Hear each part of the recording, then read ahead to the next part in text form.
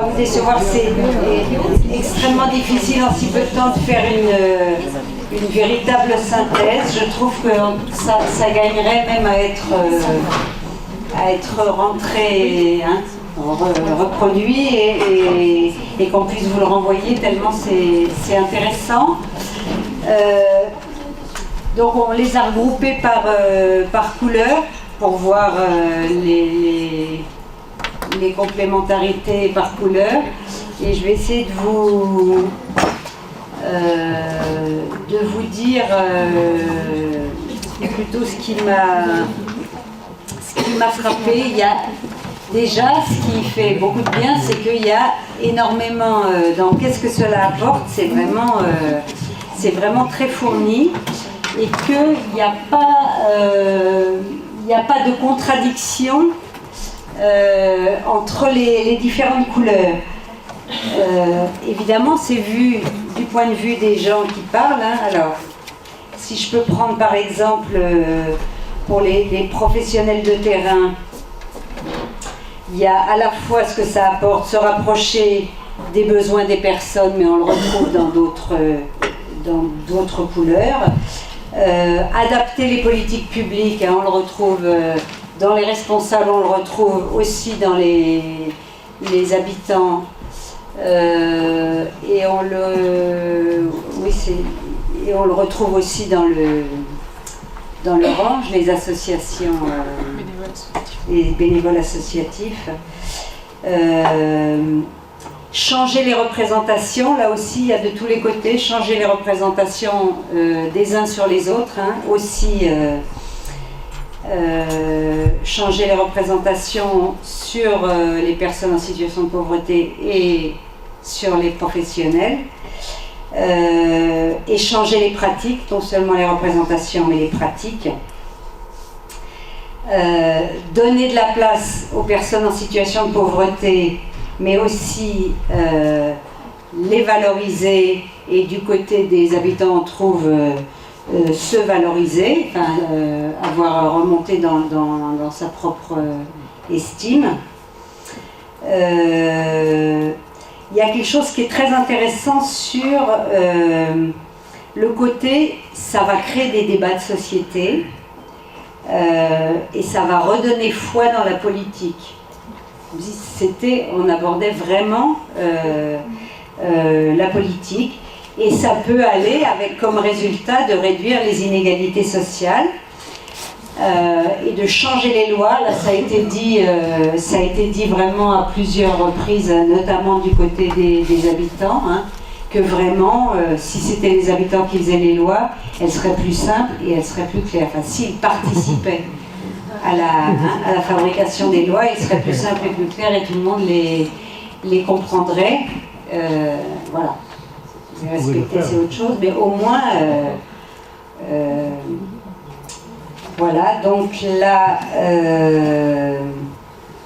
alors, vu du côté des jaunes, c'est-à-dire élus et responsables, on a c'est la même chose, mais vu de l'autre côté, ça donne responsabilisation des publics. Hein, c'est le miroir et effectivement aussi, hein, la confiance mutuelle. Qu'est-ce que j'ai encore oublié sur le positif? Il y a du côté des habitants, ça donne aussi une meilleure connaissance du lieu. Hein, c'est-à-dire de participer, ça permet vraiment d'avoir une meilleure connaissance du lieu. Et donc du coup de pouvoir proposer des actions concrètes, briser les préjugés, je l'ai déjà dit autrement, et élargir les perspectives. Hein, c'est vraiment dans le côté, ça je trouve que c'est intéressant parce que ça concorde, le côté redonner foi dans la politique, élargir les perspectives, qu'on participe tous à la fabrication de la société. Enfin là je le dis avec mes mots, mais c'est ça. Alors, du côté négatif, il y a beaucoup de choses sur les moyens, hein,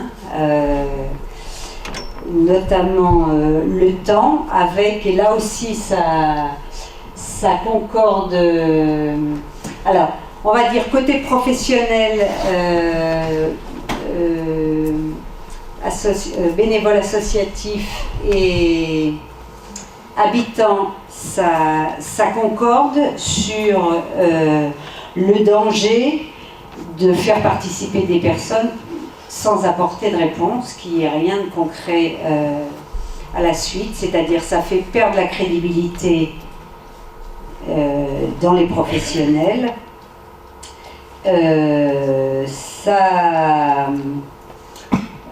Les gens peuvent avoir l'impression que ça fait de la masturbation intellectuelle et que du coup c'est aussi dit quelque chose qui est intéressant chez les professionnels de terrain, c'est si on ne fait qu'écouter les personnes en situation de pauvreté mais qu'on n'écoute pas les professionnels, ça ne peut pas aller non plus en fait, il faut écouter les deux. Hein, donc beaucoup de choses sur le temps, ça je ne vous le redis pas, et attention à la place des politiques, et ça on le revoit là, hein, c'est que c'est dit dans les 3 affiches jaunes, donc élu et responsable, c'est pas le fonctionnement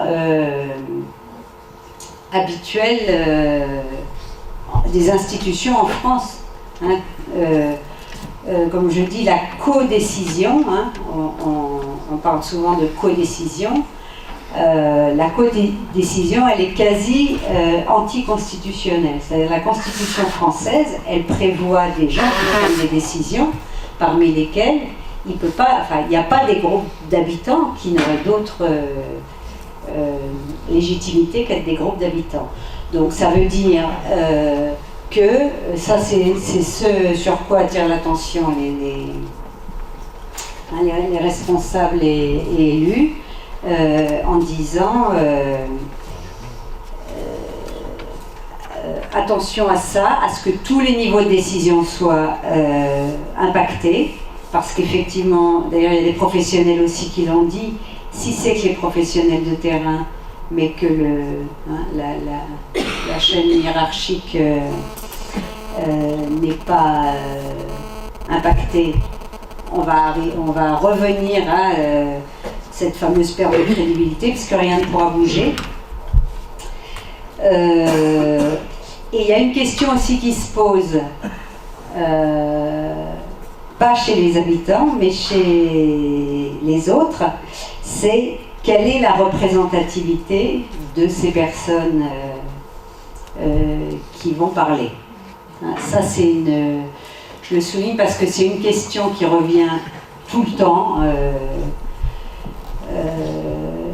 et qui est vraiment à creuser. Parce que, quelle est la représentativité, y compris des personnes qui sont constitutionnellement représentatives, hein. Il y a beaucoup de débats, à chaque fois que l'abstention est gigantesque, on se dit quelle est la représentation effectivement. Les élus sont déclarés légitimement représentatifs.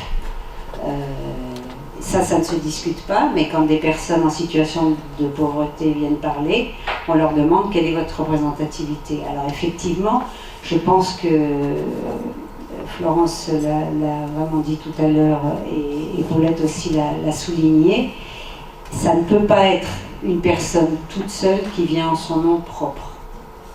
Hein, et je raccroche d'ailleurs avec une question qui a été posée par Frédéric, c'est est-ce qu'il y a un groupe ATD ici à Perpignan? Non, il n'y en a pas, mais il est possible. Mais il peut y avoir un contact régional, mais il y a un groupe qui se prépare. Voilà. N'hésitez pas à le dire si voilà. Et puis, ce que je voulais dire, c'est qu'effectivement, hein, les forces d'ATD sont limitées parce que, voilà, on n'est pas assez nombreux, mais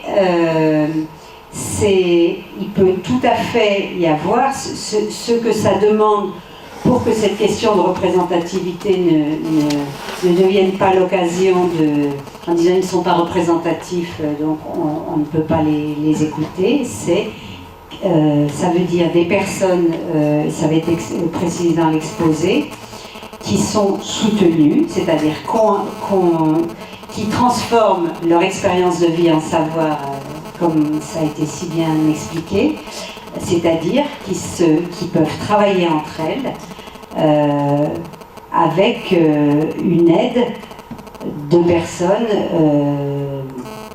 qui les aident à s'exprimer ensemble et à se faire un savoir collectif sans intervenir dans ce savoir. Parce que j'entendais notamment à la table Orange, qui est toute seule Orange, hein, c'est-à-dire les bénévoles associatifs, on ne sait pas si on animait, est-ce qu'on est du côté des personnes en situation de pauvreté ou est-ce qu'on est du côté des professionnels, on hésite. Ça c'est vraiment une question, il faut savoir, on peut tout à fait avoir des affinités avec les deux côtés, mais il faut se positionner d'un côté en disant je me mets au service d'eux, dans un moment de croisement des savoirs, on peut être au service que des uns ou que des autres. Vous voyez, si c'est pas clair, ce que je dis en direct, si c'est clair, hein, voilà. C'est-à-dire, on choisit je dis quand, mais quand ça fait quand contre quand, il n'y a pas, hein, mais on le choisit et on s'y tient. Sinon, il faut savoir à quel titre. Souvent, on a plusieurs appartenances. On peut être professionnel et membre d'une association, donc à ce titre-là, habitant. Quand on est en position professionnelle, dans un croisement, on est en position professionnelle, on ne peut pas alterner à quel titre on est là. Voilà, il faut juste être clair avec soi-même et avec les autres, même si on est tous pluriels et heureusement. Donc c'était mon petit détour, mais pour dire, effectivement, on peut prendre comme définition de la non-représentativité quelqu'un qui parlerait en son nom propre, sans avoir transformé son expérience de vie en savoir. Je trouve que c'était très clairement dit et qu'on peut prendre ça. Ça, c'est pas représentatif. Parce qu'effectivement, je me disais en écoutant Florence tout à l'heure, c'est intéressant parce que souvent c'est utilisé. Il y a un bon exemple, il y a une personne, elle était en situation de pauvreté, ses parents ne savaient ni lire ni écrire, à force de volonté, elle est devenue ceci, cela, elle a fait Sciences Po et elle est arrivée là. Voilà. Et souvent on prend un exemple comme ça pour montrer que c'est possible, comme si c'était qu'une histoire de volonté.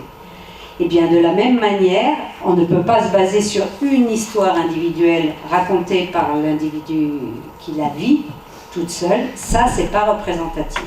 Voilà. Je ne sais pas si c'est...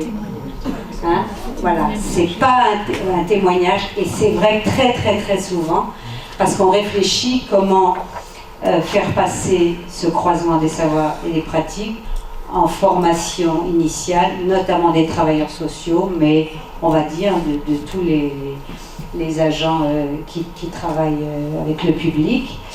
Et on rencontre souvent des institutions qui disent « Oui, mais nous on fait déjà venir témoigner une personne qui raconte... voilà. » C'est vraiment pas la même position, hein, un savoir constitué et le témoignage d'une personne. Et je le redis aussi parce qu'il y a la question d'indemnisation des militants qui participent à des temps de croisement. Ils sont indemnisés parce qu'ils sont co-formateurs. Dans les co-formations, ils sont co-formateurs. C'est-à-dire que si je reprends juste une co-formation, les professionnels sont là à titre professionnel et ils sont payés pour être là. Les militants, ils sont là à titre de co-formateurs, donc ils sont indemnisés pour, voilà, à la fois ils se forment et ils forment, les professionnels pareil, pour montrer qu'il y a une égalité des savoirs. C'est absolument normal qu'il y ait une rémunération, on va dire, des deux côtés. Hein, voilà. Je ne sais pas si ça c'était pour éclaircir un petit point qui m'avait semblé Et puis, oui, donc, je finis sur les jaunes parce que ça pose effectivement les questions. Donc, tous les niveaux de décision doivent être impactés. La question de la représentativité, et puis la politique ou les politiques. Il n'y a pas forcément de portage politique, ça peut interroger les élus, qui disent mais nous on représente la population, donc pourquoi est-ce qu'il y a besoin d'une autre voix? C'est une vraie question, donc ça veut dire que il y a un portage politique à travailler. Moi je prétends que justement des groupes d'habitants, ils peuvent aider des politiques à instruire leurs décisions, comme des professionnels, notamment les agents territoriaux, aident les élus à instruire leurs décisions. Les élus prennent une décision, mais ils la prennent en fonction de quoi? Souvent, ils entendent plus leurs professionnels, on va dire, que des collectifs d'habitants. Voilà pourquoi c'est une culture à changer, c'est ça que soulignent les affiches jaunes. Et le dernier point qui ne m'est pas apparu sur les vertes, c'est-à-dire les professionnels de terrain, mais j'ai peut-être pas lu assez attentivement, mais qui est apparu là, c'est la difficulté de mobilisation. La difficulté de mobiliser des habitants qui n'ont pas accès à la parole. En réalité, si tous les autres points qui sont dans les difficultés sont résolus, c'est-à-dire que moi je fais le pari que si les personnes ayant un accès difficile à la parole et aux décisions étaient sûrs que leur parole va être entendue et que ça va déboucher sur une décision, pas forcément celle qu'ils préconisaient, mais qu'elle a été entendue, je pense qu'il n'y aurait aucune difficulté de mobilisation. C'est mon avis et je parle.